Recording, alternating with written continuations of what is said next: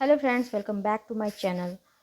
आज हम लोग फिजिक्स का थर्ड टॉपिक करेंगे, जो है कार्य, शक्ति और ऊर्जा, वर्क, पावर एंड एनर्जी। कार्य, वर्क। दैनिक जीवन में कार्य का अर्थ किसी क्रिया का किया जाना होता है, जैसे पढ़ना, लिखना, गाड़ी चलाना आदि। परंतु भौतिकी में कार्य शब्द का विशेष अर्थ है। अतः भौतिकी में हम कार्य को निम्नलिखित प्रकार से परिभाषित करते हैं। कार्य की माप लगाए गए बल तथा बल की दिशा में वस्तु के विस्थापन के गुणनफल के बराबर होती है। फिजिक्स में क्या कहते हैं कार्य को?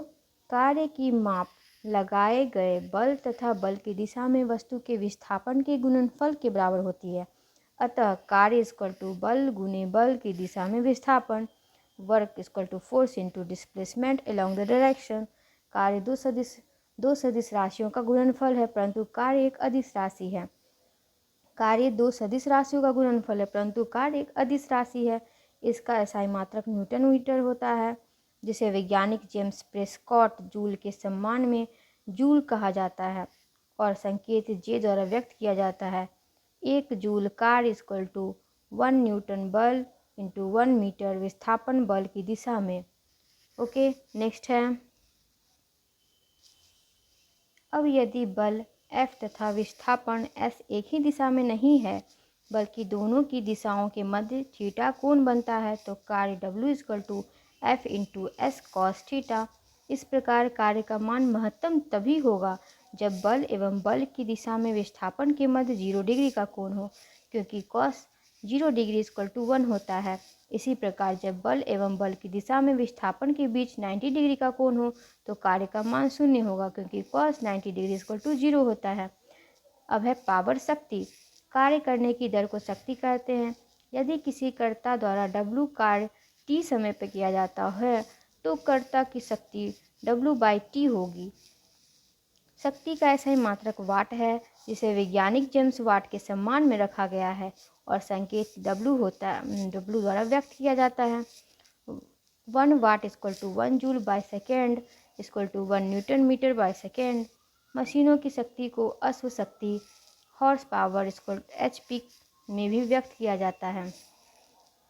1 HP इक्वल टू 746 वाट। ये याद करने वाली पॉइंट हो गई।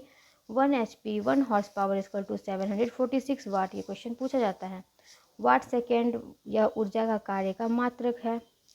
यह ऊर्जा या कार्य का मात्रक है watt second. 1 watt second equal to 1 watt into second equal to 1 joule. Watt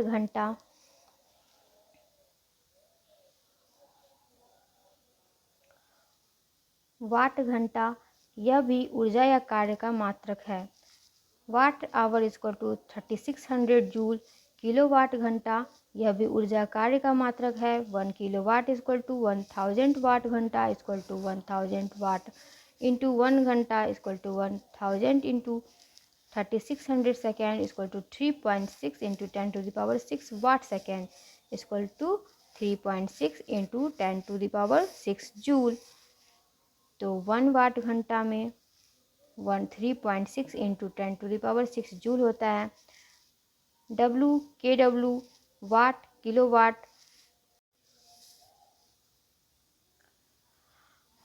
kilowatt, megawatt तथा HP हॉर्स पावर शक्ति के मात्रक हैं। ठीक है, वाट हो जाएगा या किलोवाट हो जाएगा या मेगावाट हो जाएगा, ये सब, और हॉर्स पावर हो जाए, ये सब शक्ति के मात्रक हैं। ठीक है, watt second, watt hour, kilowatt hour कार्य अथवा ऊर्जा के मात्रक हैं। ओके, नेक्स्ट है ऊर्जा, एनर्जी। किसी वस्तु में कार्य करने की क्षमता को उस वस्तु की ऊर्जा कहते हैं। ऊर्जा एक अदिश राशि है। ऊर्जा एक अदिश राशि है। इसका एसआई मात्रक जूल है। वस्तु में जिस कारण से कार्य करने की क्षमता आ जाती है, उसे ऊर्जा कहते हैं। ऊर्जा दो प्रकार की होती है, गतिज ऊर्जा एवं स्थितिज ऊर्जा। गतिज ऊर्जा, काइनेटिक एनर्जी। किसी वस्तु में गति के कारण जो कार्य करने की क्षमता आ जाती है, उसे उस वस्तु की गतिज ऊर्जा कहते हैं। यदि m द्रव्यमान की वस्तु भी वेग से चल रही हो, तो गतिज ऊर्जा K इक्वल टू क्या होगा? 1/2 mv² होगा। तो ये काइनेटिक एनर्जी का फॉर्मूला हो गया। ये भी पूछा जाता है। Kinetic energy equal to 1/2 mv²। अर्थात किसी वस्तु का द्रव्यमान 2 गुना करने पर किसी वस्तु का द्रव्यमान दोगुना करने पर उसकी गतिज ऊर्जा दोगुनी हो जाएगी और द्रव्यमान आधी करने पर उसकी गतिज ऊर्जा आधी हो जाएगी।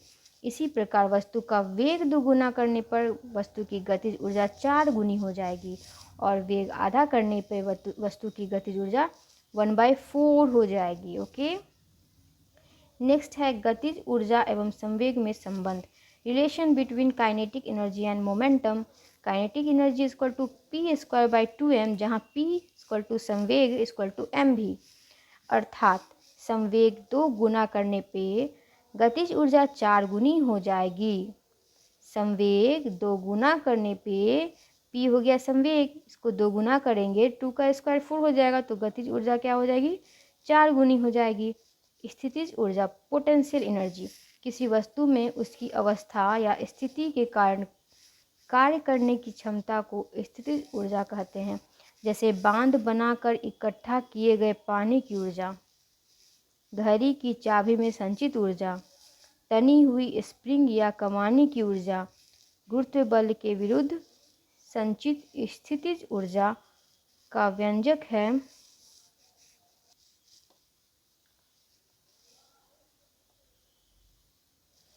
PE। Potential energy, potential energy का फॉर्मूला क्या हो गया, PE इक्वल टू mgh। ये भी याद कर लीजिएगा और ये भी याद कर लीजिएगा, जहाँ m द्रव्यमान, g गुरुत्वाकर्षण त्वरण, h ऊंचाई है। अब नेक्स्ट है ऊर्जा संरक्षण का नियम, law of conservation of energy. ऊर्जा का न तो निर्माण होता है न विनाश, अर्थात विश्व की कुल ऊर्जा नियत रहती है।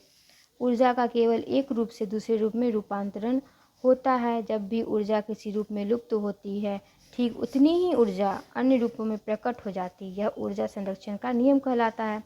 ऊर्जा का रूपांतरण कैसे होता है? ऊर्जा का रूपांतरण के कुछ उदाहरण नीचे दिए गए हैं।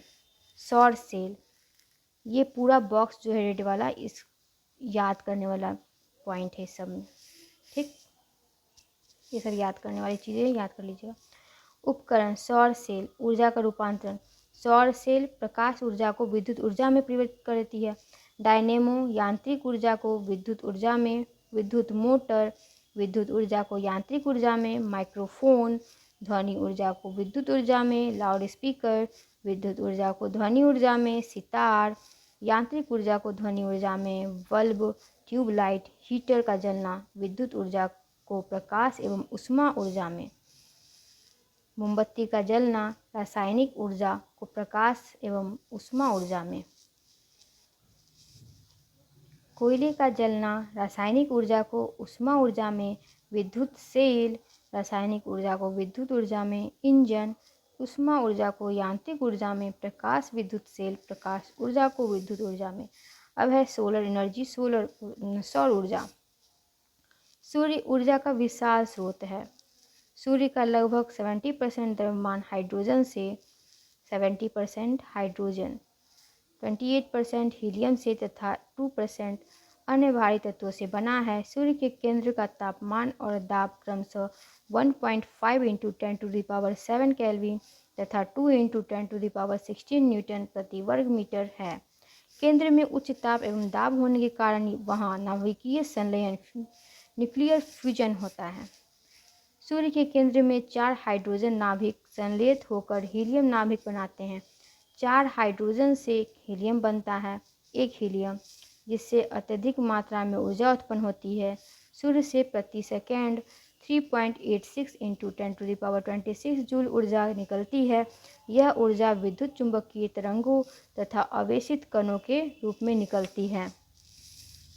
पृथ्वी पर सूर्य की ऊर्जा मुख्यतः विद्युत चुंबकीय तरंगों के रूप में पहुंचती है। इसे सौर विकिरण कहते हैं। विकिरण के गुण उसके अंदर उपस्थित तरंगों के तरंगदैर्घ्य पर निर्भर करते हैं। ऊष्मा का अनुभव कराने वाले विकिरण को अवरक्त विकिरण एवं वस्तुओं का दर्शन कराने वाले विकिरण को दृश्य विकिरण या प्रकाश कहते हैं।